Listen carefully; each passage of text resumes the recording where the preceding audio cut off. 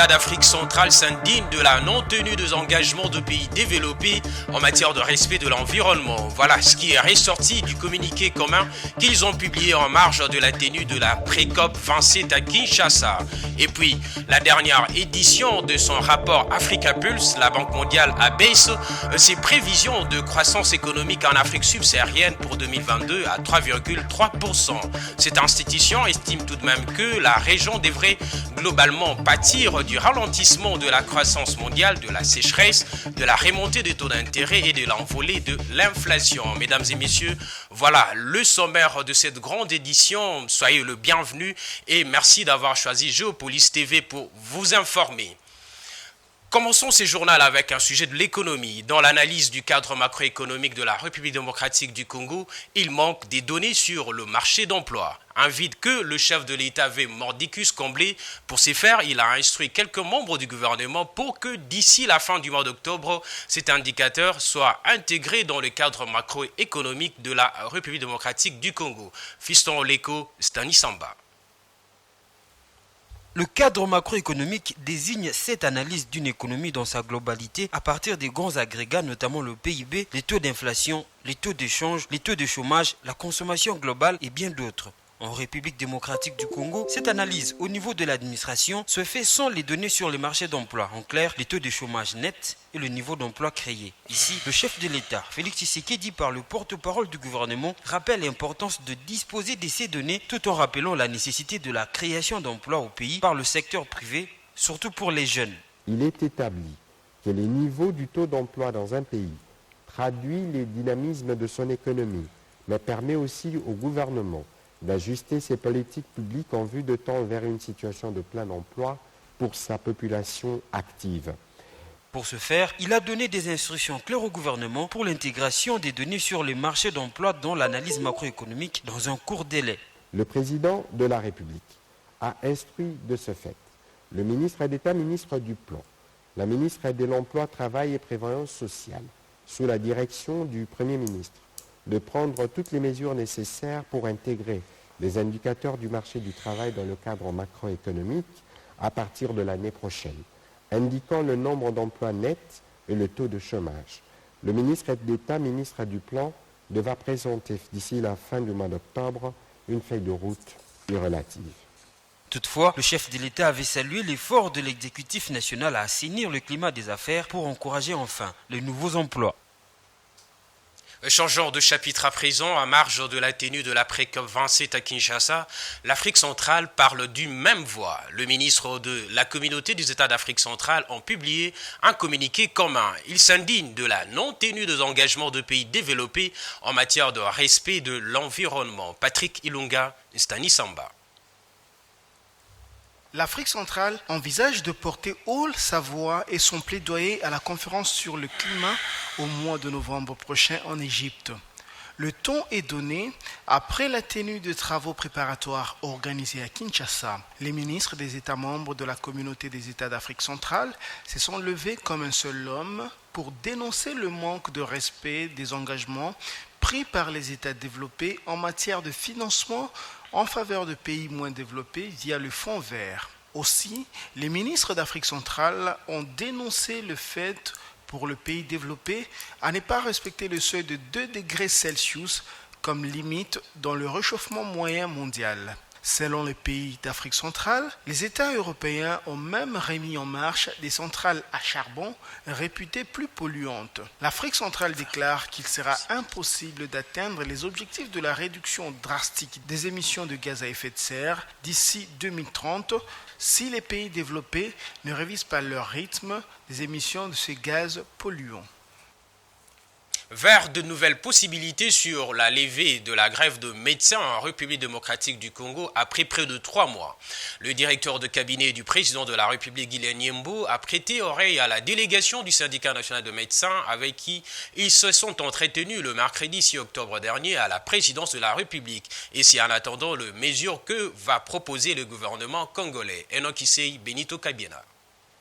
autour d'une même table avec les directeurs des cabinets du président de la République, de la délégation du syndicat national de médecins, conduite par son secrétaire général, a exprimé le désidérata des professionnels de la santé devant le représentant du chef de l'État, Guilain Nyembo.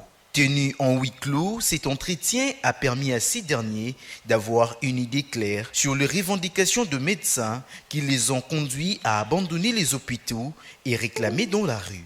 Parmi ces revendications, l'on note l'augmentation du salaire, la mécanisation des nouvelles unités, l'admission sous statut, l'alignement à la prime de risque ainsi que la retraite honorable. Cette réunion de 2 heures s'est déroulée en présence des autorités policières dont les agents affectés à l'encadrement de la marche avaient commis quelques dérapages. Les deux parties semblent avoir trouvé un terrain de paix pour des actions concrètes dans le respect des droits des uns et des autres. Nous allons d'abord faire la restitution par rapport à ce que nous venons de cogiter avec le directeur de cabinet du chef de l'État.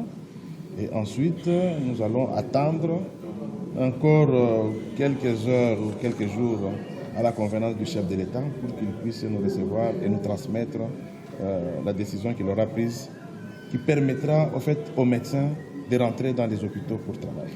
C'est notre souhait le plus cher, c'est de rentrer, soigner, soulager la population. Mais cela, je pense que ce sera comme un corollaire par rapport à ce que nous aurons comme solution proposée par la présidente de la République ou le gouvernement s'il veut bien répondre à cela. Pour ce qui est de la levée de la grève, Dr John Tsenga s'est réservé de tout commentaire en attendant le mot d'ordre de sa base. L'espoir est en place après ces mouvements amorcés par les professionnels de la santé du fait que le directeur du cabinet du chef de l'État promet de lui faire part de ses rapports. Pour rappel, c'est depuis le mois de juillet de l'année en cours que les professionnels de la blouse blanche sont en grève. Quittons le secteur de la santé pour parler énergie. La Société nationale de l'électricité, SNEL SA, invite ses abonnés à l'utilisation rationnelle du courant électrique. Et ceci pour éviter le gaspillage de l'énergie électrique et les coupures intempestives, comme les déplorent certains abonnés qui utilisent le compteur du courant électrique à prépaiement. Suivez ces dossiers de la rédaction de Géopolis TV. Après l'instauration du système de compteurs à prépaiement par la Société nationale d'électricité à Kinshasa, beaucoup d'abonnés avaient vu la fin du calvaire de coupures intempestives du courant électrique. Pourtant, ce système semble montrer ses limites. Dans plusieurs quartiers de la capitale congolaise, les abonnés se plaignaient de plusieurs difficultés dues à l'utilisation des compteurs à prépaiement, notamment de coupures intempestives du courant électrique et la surfacturation. C'était vraiment bénéfique malgré qu'il y a eu une majoration des prix, il y avait une augmentation des prix par rapport à un service. On ne savait plus utiliser comme à l'ancien modèle. Mais ce qui est déplorable seulement que non, l'entreprise qui avait pris en charge la distribution d'énergie, c'est fait que non, cette entreprise a perdu son patron, je ne sais pas comment. C'est l'entreprise, vu qu'il était commercial, s'est donné de peine de nous servir 24 heures sur 24. Le vrai problème qui détruit l'énergie, c'est le système monopole. D'autre part, une autre cliente trouve que l'utilisation du courant à l'aide de compteurs à prépaiement exige suffisamment de moyens financiers, chose qui rend difficile l'accès à l'énergie électrique. Avoir le courant de la carte prépayée, il faut avoir beaucoup d'argent, il faut être riche. Comme un ministre, un DG, j'ai commencé avec la carte de $20. Ça n'a même pas fait 2 semaines. Je suis allé réclamer à la SNEL. Il y avait un autre souci. L'autre souci, c'est quoi? Tu ne peux jamais utiliser le fer à repasser pendant des heures. Tu ne peux jamais préparer avec le réchaud. Tu ne peux jamais utiliser les climatiseurs. Or, les appartements à Gombe, il fait tellement chaud. Donc, quand vous n'allumez pas des climatiseurs, donc vous ne saurez pas dormir avec les enfants la nuit. Donc, s'il faut bien utiliser cela, il faut avoir seulement $50, $100. Face à ces constats amers, la Société nationale d'électricité ne reste pas muette. Elle reconnaît du moins qu'il y a un problème de distribution de l'énergie et cela est dû à la vétusté de centrales hydroélectriques et l'accroissement des agglomérations. Ce compteur, lorsqu'on le place chez un client, il existe ce que nous appelons chez nous, c'est vraiment pas un contrat, c'est une police d'abonnement. La police d'abonnement reprend le droit et le devoir du client. L'impact positif Lorsque le client a ses compteurs chez lui à la maison, il devient responsable de la gestion de sa consommation. Et le compteur nous permet, nous, SNEL, d'éviter le gaspillage. Donc l'impact de ce compteur, c'est que ça nous évite le gaspillage et ça permet une gestion rationnelle de l'électricité. Pour éviter tout désagrément technique, Bob Mbombo a rappelé aux abonnés de la SNEL de toujours revenir à elle en cas de modification ou morcellement de la parcelle pour redimensionner leur équipement et pour leur permettre de continuer à bénéficier de l'énergie électrique. Et il les a également invités à faire preuve de civisme. Nous demandons à la clientèle de faire confiance à la SNEL. La SNEL, au jour d'aujourd'hui, c'est l'unique instrument entre les mains de la politique ou du pouvoir pour matérialiser la vision que le chef de l'État nous a amenée. C'est de développer le sens du civisme. Le civisme, ici, pris dans le cadre du respect des biens publics. Du reste, la SNEL invite ses abonnés à utiliser rationnellement le courant électrique car la plupart des abonnés utilisent leur carte même pendant la journée et le soir, ils se déconnectent et recourent au raccordement frauduleux. La facturation en mode prépaiement est une innovation en République démocratique du Congo et a pour objectif d'amener la population à mieux gérer l'énergie électrique. Parlons à présent autre chose. Installation de la fibre optique dans certaines communes de la ville-province de Kinshasa. Cette opération crée de nombreux problèmes à la voirie urbaine, fruit de la destruction méchante. Avenues, caniveaux et trottoirs sont cassés sans réparation. À cette liste s'ajoutent des tuyaux de la Régie des eaux et le câble de la SNEL constaté par Dieudonné Boanali Stanisamba.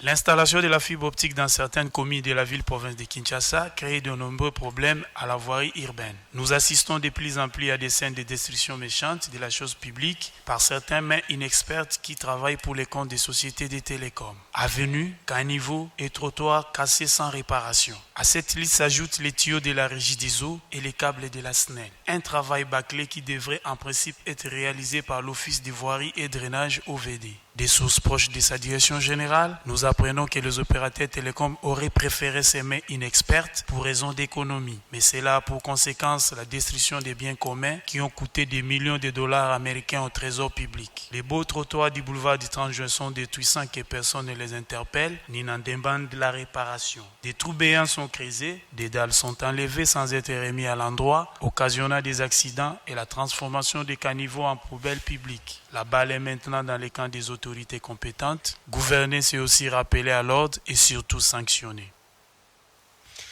Dans un autre chapitre, renforcement de la coopération entre Kinshasa et Pékin. Le pays de Patrice Emery Lumumba et le pays de Mao Tse-tung s'engagent à redynamiser leur lien bilatéral qui existe depuis près de 50 ans déjà. Dans cette optique, le gouverneur de la ville-province de Kinshasa a reçu dans son cabinet de travail le chargé d'affaires de l'ambassade de Chine en République démocratique du Congo. Ils ont annoncé à cette occasion l'organisation dans le prochain jour des activités commémoratives de ces 50 années de coopération. Benito Kabiena. Dans le cadre de la célébration du cinquantenaire de la coopération RDC-Chine, le gouverneur de la ville de Kinshasa, Jean-Tiningo Bilombaka, a reçu en audience le chargé des affaires de l'ambassade de Chine en République démocratique du Congo, Wang Hailong. Au cours de l'audience, ce dernier a remercié le chef de l'exécutif provincial de Kinshasa pour son attention et soutien qu'il a toujours porté sur les actions de l'ambassade de Chine en République démocratique du Congo. Le chargé d'affaires Wang Hailong a parlé des possibilités de coopération entre la ville de Kinshasa et la Chine. Selon le diplomate chinois, en prévision de la célébration du cinquantenaire des relations RDC-Chine, l'occasion était aussi belle pour adresser une invitation aux premiers citoyens de la ville aux activités qui seront organisées en marge de cette célébration. À cet effet, un séminaire sera organisé le 2 octobre prochain pour envisager ensemble les perspectives de cette coopération entre les deux pays, a fait savoir le chargé d'affaires de l'ambassade de la République populaire de Chine. Oui, j'ai le plaisir de venir rendre une visite au gouverneur, monsieur le gouverneur, donc, pour lui présenter d'abord nos remerciements pour l'attention qu'il a accordée toujours à l'action de l'ambassade et le soutien qu'il nous a donné. Et je saisis aussi cette occasion pour lui parler des possibles coopérations renforcées avec la ville de Kinshasa. Et cette année marque le cinquantenaire des relations Chine-RDC. Donc j'ai le plaisir de l'inviter à des activités de célébration de nos relations,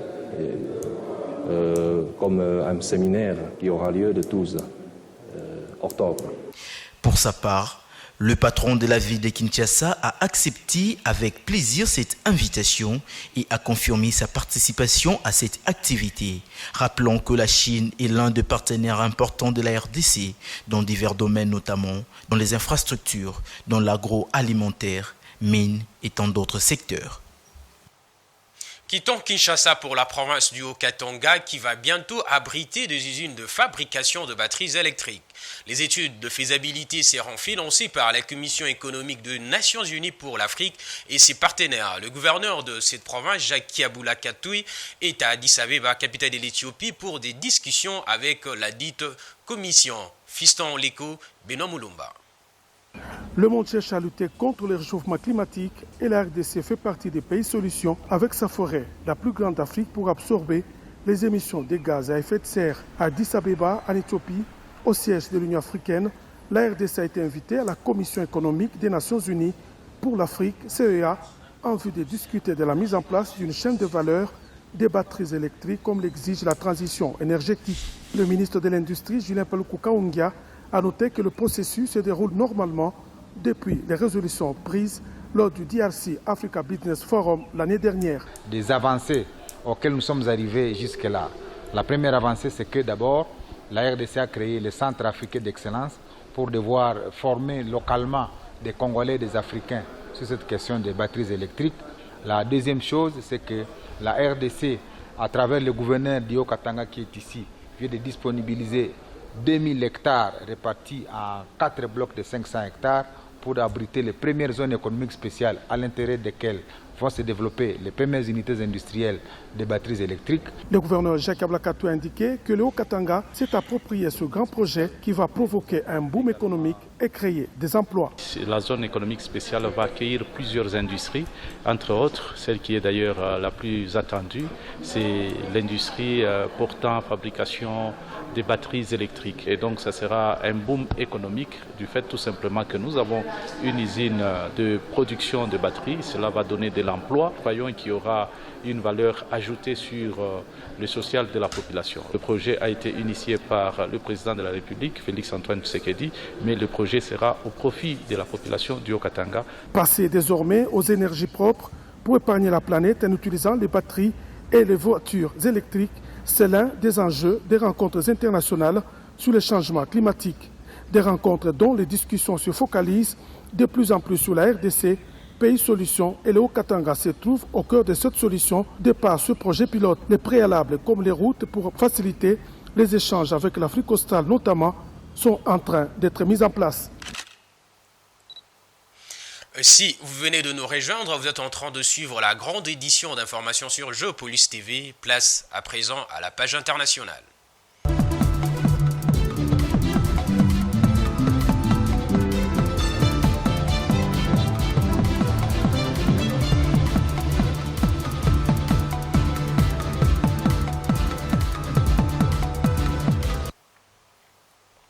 Baisse de 3,3% de prévision de croissance économique pour l'Afrique subsaharienne.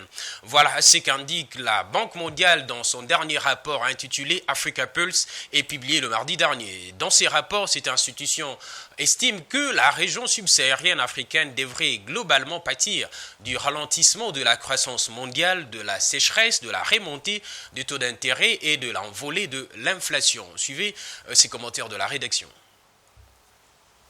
Le rapport Africa Pulse révèle par ailleurs que la Côte d'Ivoire enregistrera la plus forte croissance économique en Afrique de l'Ouest en 2022, soit 5,7%, alors que l'économie sénégalaise devrait progresser de 4,8% cette année avant d'atteindre des taux de croissance de 8% en 2023 et de 10,5% en 2024 grâce à l'entrée en production de plusieurs gisements d'hydrocarbures. Les prévisions pour le Kenya, première économie d'Afrique de l'Est, reste inchangée par rapport au mois d'avril à 5%.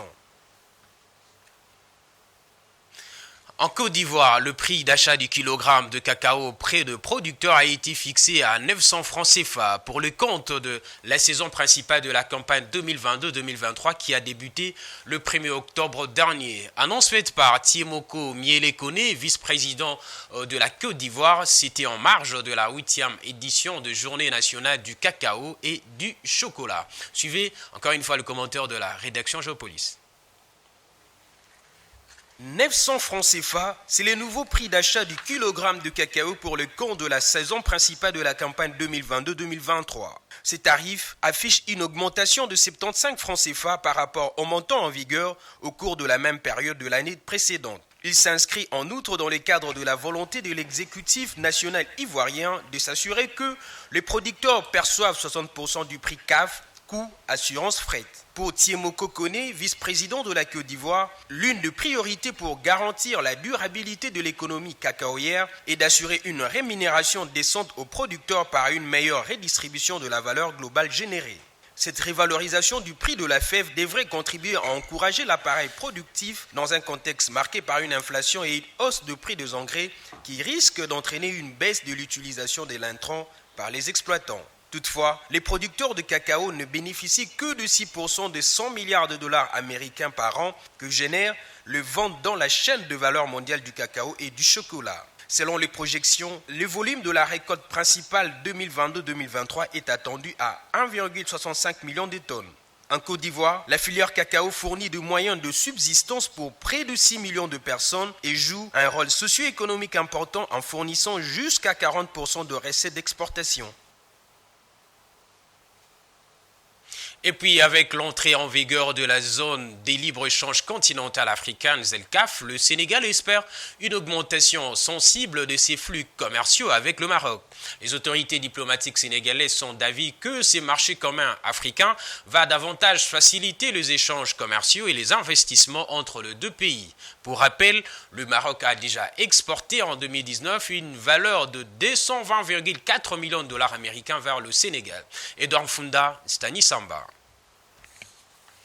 En 2019, avant la crise sanitaire liée au Covid-19, le Sénégal était le 22e marché d'exportation du Maroc et son 83e marché d'importation. À cette période, les exportations marocaines vers le Sénégal s'estimaient à 220,4 millions de dollars. À en croire les autorités sénégalaises, l'opérationnalisation de la zone de libre-échange continentale africaine pourrait booster le partenariat économique avec le Maroc. La mise en vigueur de la ZLCAF est une opportunité pour tous ces pays-là, dont le Sénégal et le Maroc. Par conséquent, l'intérêt principal est de pouvoir quand même booster son économie par rapport aux demandes extérieures, mais il faudrait quand même avoir des potentialités pour bénéficier de cette aubaine. En dépit de la volonté de coopération qui anime le Sénégal et le Maroc, les échanges commerciaux entre les deux pays, bien qu'en progression, sont encore relativement faibles et largement en deçà de leur potentialité. À cet effet, les autorités estiment que les deux pays doivent nécessairement relancer le groupe d'impulsion économique mis en place en 2015 et qui réunit les patronats de deux pays. L'économie sénégalaise n'est pas suffisamment fournie pour exporter davantage vers le Maroc, avec seulement peut-être quelques produits alimentaires qui représentent seulement 15%. Mais au contraire, le Maroc qui a une économie beaucoup plus équilibrée et qui a plus de 80% d'exportation vers notre pays avec des produits divers. Le Maroc est certainement dans cette relation le pays qui va gagner le plus au niveau non seulement du Sénégal, mais au niveau de toute la sous-région de la CEDEAO. En outre, d'importantes opportunités d'exportation existent dans le domaine des services en général et dans celui des technologies de l'information et de la communication en particulier, selon les économistes. Ainsi, le Sénégal et le Maroc devraient également miser sur le numérique en vue de fluidifier leurs échanges commerciaux. Voilà, ce journal touche à sa fin, mais avant de nous quitter, voici le rappel du titre. Le ministre de la Communauté des États d'Afrique centrale s'indigne de la non-tenue des engagements de pays développés en matière de respect de l'environnement. Voilà ce qui est ressorti du communiqué commun qu'ils ont publié en marge de la tenue de la pré-COP 27 à Kinshasa.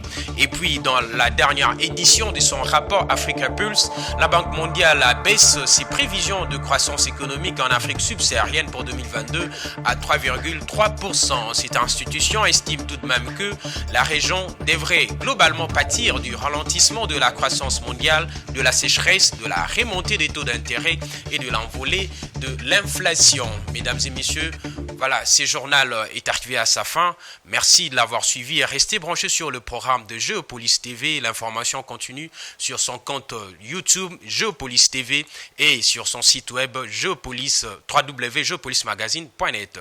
À la prochaine.